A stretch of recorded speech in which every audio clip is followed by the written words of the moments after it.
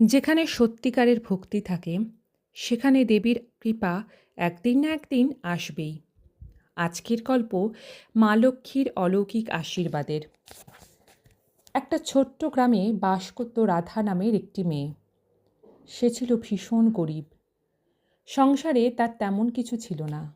ভাঙা ঘর, অল্প খাবার আর একাকিত্বে ভরা জীবন। কিন্তু তার একটা জিনিস ছিল অটুট, তার ভক্তি ও বিশ্বাস।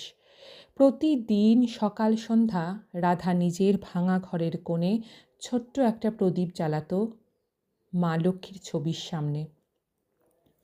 তেল থাকুক বা না থাকুক, কোনোভাবে সে প্রদীপ জ্বালাতেই হবে, এই ছিল রাধার বিশ্বাস।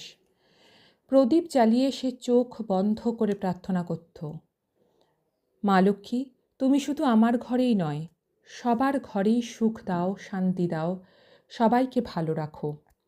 গ্রামের মানুষ অনেকেই তাকে নিয়ে হাসাহাসি করত। নিজের ঘরেই তো কিছু নেই, আবার অন্যের জন্য প্রার্থনা।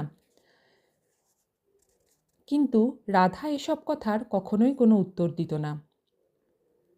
সব কথা সে মা লক্ষ্মীকে জানাতো।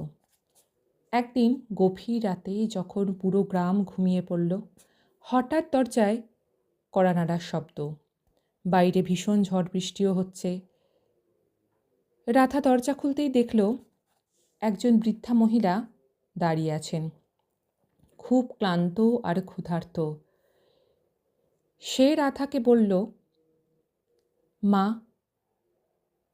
যদি দুটো কিছু খাবার দাও তাহলে খুব ভালো হয়।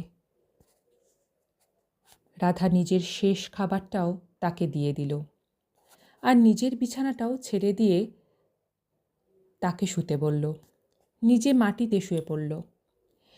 পরদিন সকালে ঘুম ভেঙে রাধা অবাক।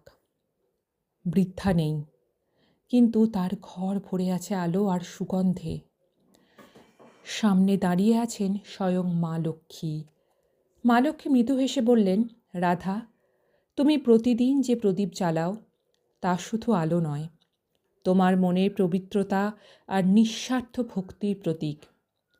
তুমি নিজের কষ্ট ভুলে অন্যের জন্য প্রার্থনা করেছ, তাই আজ থেকে তোমার জীবনে আর কোনো অভাব থাকবে না। এরপর থেকে রাধার জীবন বদলে গেল। ভালো পরিবারে রাধার বিয়েও হলো, তার ভাঙা ঘর হয়ে উঠল সুন্দর, সংসারে এলো সুখ সমৃদ্ধি। কিন্তু সবচেয়ে বড় কথা হলো, তার মন আগের মতোই নম্র আর ভক্তিতেই ভরা রইল। সেটির কিন্তু কোনো পরিবর্তন হলো না। যেখানে নিঃস্বার্থ ভক্তি আর সৎ মন থাকে, সেখানে মা লক্ষ্মীর আশীর্বাদ নিজে থেকেই এসে যায়।